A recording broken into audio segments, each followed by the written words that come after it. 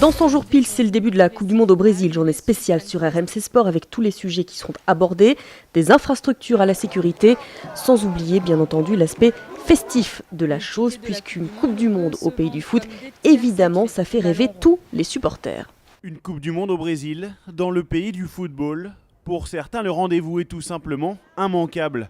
Et cela se ressent, l'engouement est bien plus important que pour le mondial en Afrique du Sud il y a 4 ans. On était une cinquantaine maximum à se déplacer sur l'Afrique du Sud, et là on est 250, donc 5 fois plus. La manière de se qualifier de l'équipe de France a créé cet engouement, la défaite 2-0 en Ukraine et le match retour qui a vraiment été fantastique.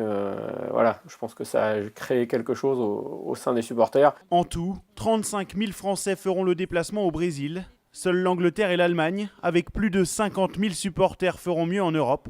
En France, plusieurs packs sont proposés et l'un d'eux rencontre un succès particulier. Évidemment, le best-seller sur les matchs de poule, c'est Rio. Depuis le tirage au sort, le match à Rio représente à peu près 70% des ventes. Il nous reste encore des places à vendre pour les derniers supporters qui veulent se rajouter à l'aventure. Pour partir au Brésil et assister à l'un des 3 matchs de poule de la France, comptez minimum 2 400 €. 8 400 pour y rester pendant toute la Coupe du Monde. Et pendant ce temps, les Bleus, eux, sont également au travail. Bien sûr, ils sont arrivés hier à Clairefontaine pour préparer le match de demain soir face aux Pays-Bas. Match amical important puisqu'il sera le seul avant que l'on connaisse la liste de Didier Deschamps. C'est donc le moment pour les joueurs de faire taire les doutes. Karim Benzema semble l'avoir bien compris, lui qui est très en forme ces derniers temps. Je me sens super bien sur le terrain, j'ai pas de problème.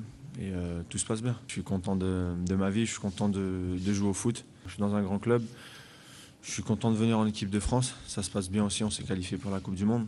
Donc il n'y a que des choses bien et c'est positif pour la suite. Tout le monde est donc dans le bain à 100 jours de l'épreuve et à la veille de ce France-Pays-Bas. La relève est également dans les Yvelines. Les moins de 19 ans sont arrivés avec justement une arrivée très attendue, celle d'Enzo Zidane, en stage et plutôt intimidé. Et si l'on parlait des Jeux Olympiques à présent, la France entretient depuis quelques années des amours malheureuses avec les Jeux. Paris 2008, Paris 2012, Annecy 2018, 3 essais, 3 échecs.